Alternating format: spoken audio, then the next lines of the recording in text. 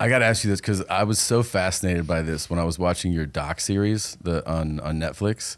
Is that, you know, growing up, like we all were, we knew about your bodybuilding, but we all became like obviously super fans from the movies.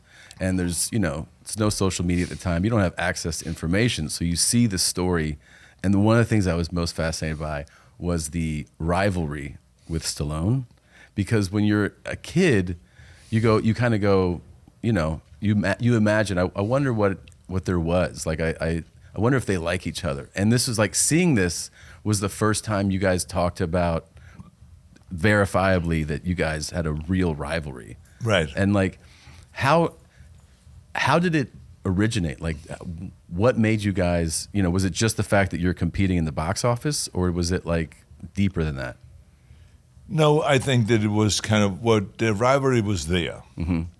But it was, I think the whole thing was my fault in Really? a way. Well, because I remember that I one of them was really stupid, and a journalist asked me some questions about Sly off the record, and I did not know that she had the tape recorder on the side of her purse running, and then printed the whole thing.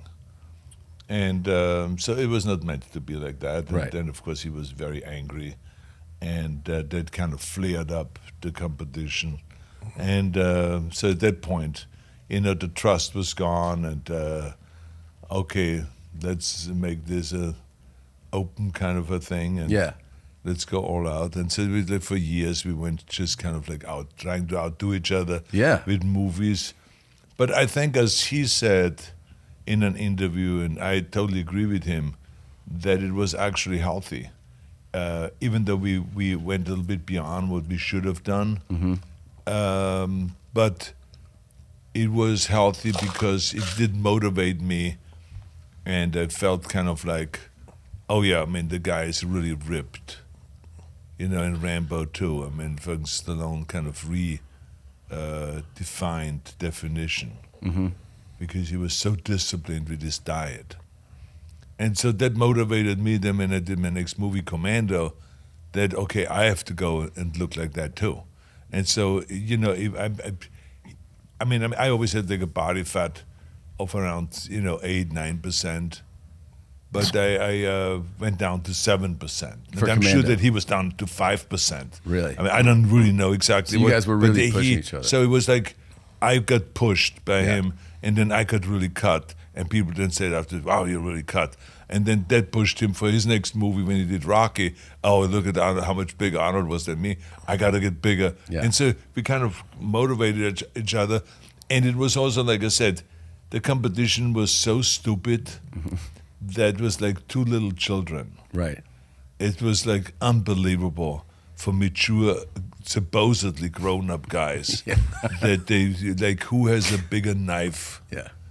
in their movie. Yeah. Yeah. So that was very important, that we measured the length of the knife and how many teeth does it have on it, right? And who kills more creatively with that knife. That was very important. For real? You just slice someone's neck very quickly, or do you stab him 3 times and then slice the neck? Yeah. So all of this was very, very important.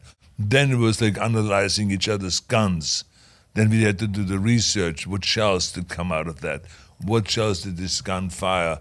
What is this gun used for? Then someone said, well, slice gun is normally used, on a helicopter. And I said, why don't we go, since I was a tank driver in the Army, why don't we get a machine gun from a tank?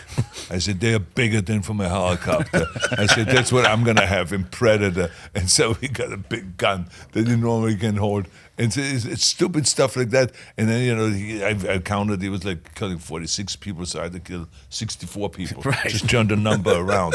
And it's just crazy It's stuff just dudes like that. being dudes, basically. Yeah, exactly. That's right. Yeah. And out came, this real great action movies. That he did fantastic action movies. I was doing fantastic action movies, but I always felt like I was kind of like behind, because he was like, Really? Oh, it That's was like, crazy. well, just think about it. I remember that was like, I was getting $1 million now for Conan #2, right? This was 1983. Yeah. And then I'm reading, I said, Sly just made a deal to get $5 million for a movie. So I said, what the fuck? Yeah. And then it's like, okay, I'm a fifth. This has to stop. So I worked my way up. I mean, I did everything I could. Eventually, the next movie I got $3 million. Then it was like always doubling. Then it was $6 million. And so this is how I got up. And then eventually, I remember I got $10 million. I think it was for Total Recall, and it was in 1989. And Sly signed a deal for. In one of his movies, in #3, for $15 million. You're just always I said, like, Jesus Christ, I can't catch up. What is going on here? There was always some number that was bigger than mine. And then eventually, I think we ended up both at $20 million as kind of like our standard salary. Yeah. And there we were together now all of a sudden. This was like in the 90s. And then I did Batman and Robin, where I got $30 million.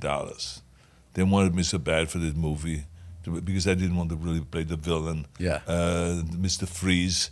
And so they know, we give you $25 million. And they said, no, $25 million is petty cash. What's the matter with you guys?